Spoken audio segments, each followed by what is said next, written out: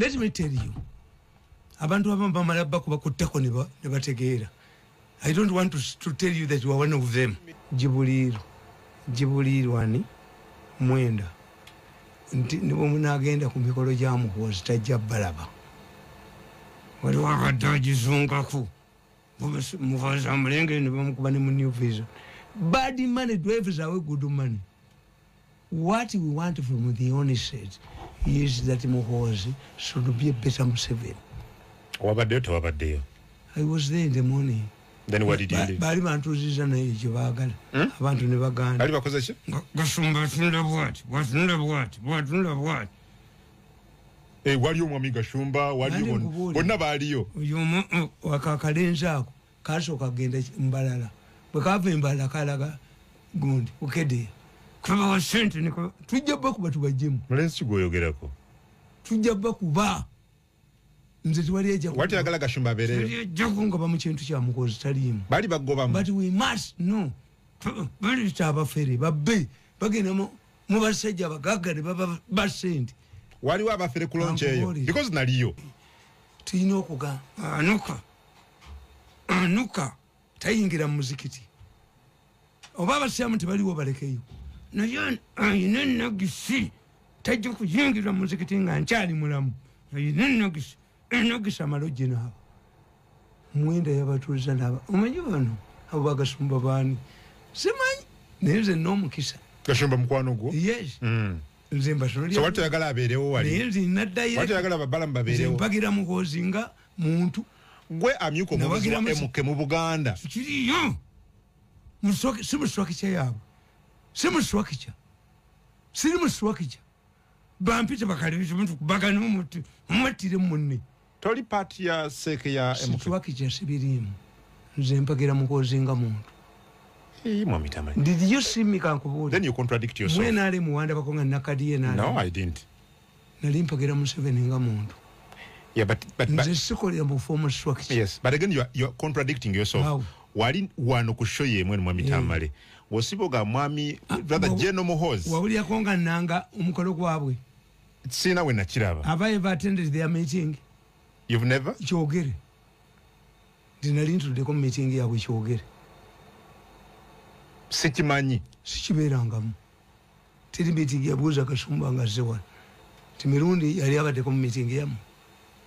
Buuza Kabanda ndi mwali mulabyeko. Nze sikolera mu formal arrangement. Nkimanyi is infiltrated. But General MK ya appointing. He appointed. Era mwagala nnyo. But he appointed you. Nakubyoka tambi kaliko milioni z'abantu 2.5. Nga kuba omusajja yewerera Muhoozi. Kankubulire. Then kati yo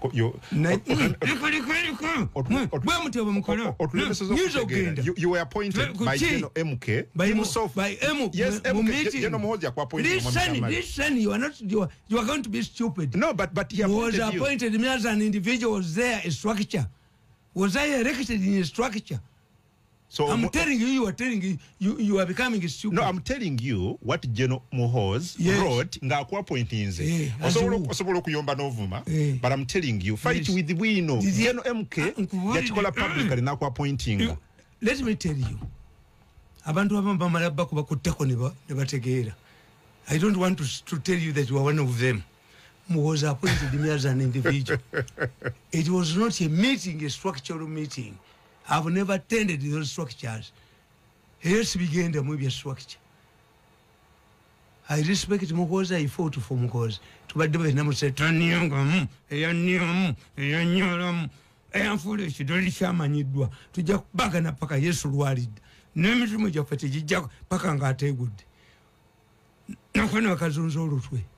Kato Mwana and the Bakolaj. Kakati Bobali Balala. I cannot dictate on this structure. What I cannot do, Twinja Kungamba, ndi Muslim, or civil and Pirawu MBC. I cannot dictate to their meeting, but I'm not a product of any meeting. So, you're not going to be away, Yakuganyo Kubera. You never. Naye, Omuku and Naraba Yalimukula. O Captain Mukula Baganti, you may be a Labium sent. You have them meeting in our Sinkanam. Mukula admitted in TV Mabiamulabi. Naye, Yavata against the Kubudi Abwana Bunu.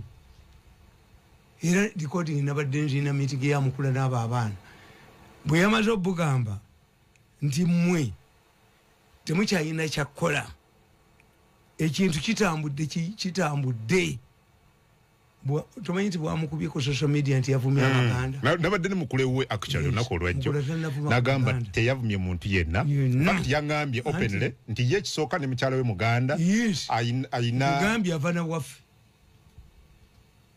mukula mpita mukoddomiwe kankubulire era mukula yabugambye temuntakulira katuusa oyo musajja takuba muntu ku bwereere naye tubadde ffenero I cannot dare to fight Mirundi. So what did you protest? Chenjagala okutegeera. Arrival ya tumwebaze. And I want to tell you, Mwenda delivered the message to Tumwebaze and his friend. Muhoozi is not ready to meet you. Kabadika jana urufuru wako. Umanyika tia cabinet reshuffle. Tufagenda kadropinga.